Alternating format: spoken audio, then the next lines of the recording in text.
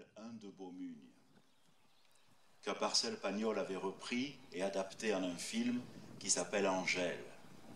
Alors vous vous souvenez de ça?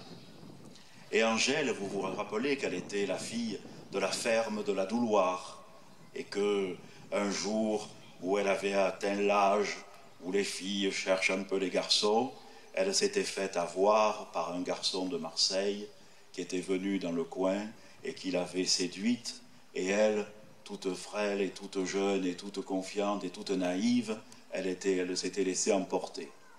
Et finalement, il l'avait prise à Marseille et elle faisait le trottoir. Et alors à la ferme, évidemment, Maître Clarius, ça l'avait... Il n'était plus, comme dit Amédée, c'est une gale qui le ronge, et là où ça le démange, il ne peut pas se gratter tout seul. Alors du coup, il était fou furieux, et il avait le fusil et tout ce qui passait, etc. Et puis il y avait Albin, celui de Beaumugne, qui aimait Angèle. Et puis il y avait Saturnin, le valet de la ferme, qui lui ne savait pas lire ni écrire, mais qui aimait Angèle. Alors, je viens de suite à ce que je voudrais vous dire.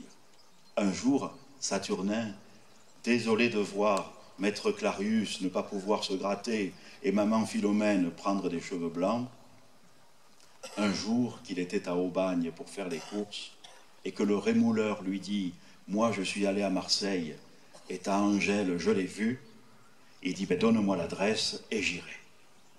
Et il y va.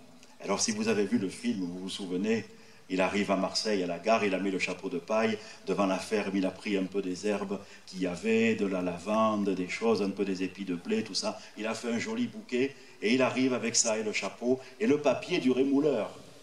Et il descend les escaliers de la gare Saint-Charles, et là, il demande à quelqu'un où c'est cette adresse. Et le type dit, ah ben oui, là vous allez tout droit, puis vous tournerez à droite, puis vous prenez la deuxième à gauche, puis après vous retournerez un peu sur la droite, puis après, il dit non, ne me racontez pas la fin, sinon je vais oublier le début. Et finalement, il y arrive. Évidemment, c'est un hôtel de passe.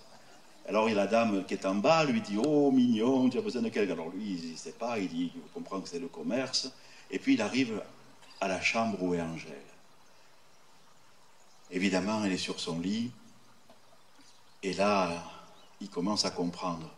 Et elle lui dit, tu vois, Saturnin, ce que je suis devenu, une fille des rues.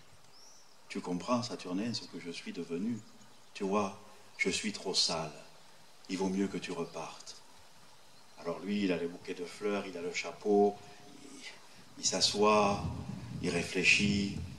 Et puis au bout d'un moment, elle se met à pleurer. Elle lui dit, mais non, mais repars. Et lui dit, mais non, il faut que tu viennes avec moi, repars, etc. Bon, bref. Et au bout d'un moment, il dit, écoute, demoiselle, ce qui t'arrive, voilà comment je me le comprends. Tu te rappelles quand tu étais petite, une fois, tu étais tombée dans le fumier.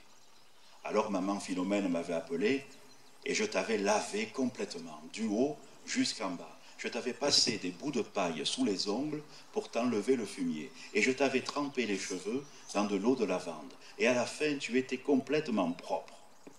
Eh bien, demoiselle, aujourd'hui, je t'ai porté les fleurs. Et je vais te reprendre avec moi. Parce que tu vois, demoiselle, l'amitié, ça rapproprie tout. Et si un jour, dans quelques années, par fantaisie, tu me disais, Saturnin, tu te rappelles quand j'étais tombé dans le fumier à Marseille? Je te dirais, demoiselle, quel fumier? Quand? Où? Comment? Moi, demoiselle, je t'ai vue si petite que je te vois propre comme quand tu es née. Eh bien, chers amis, Saturnin n'avait pas fait de théologie. Mais il avait compris que la miséricorde et l'amitié sont les grandes forces qui peuvent changer l'histoire.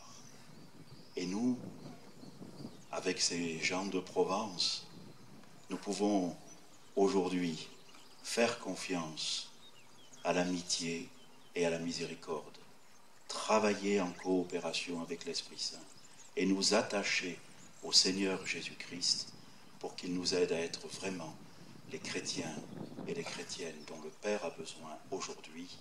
Amen.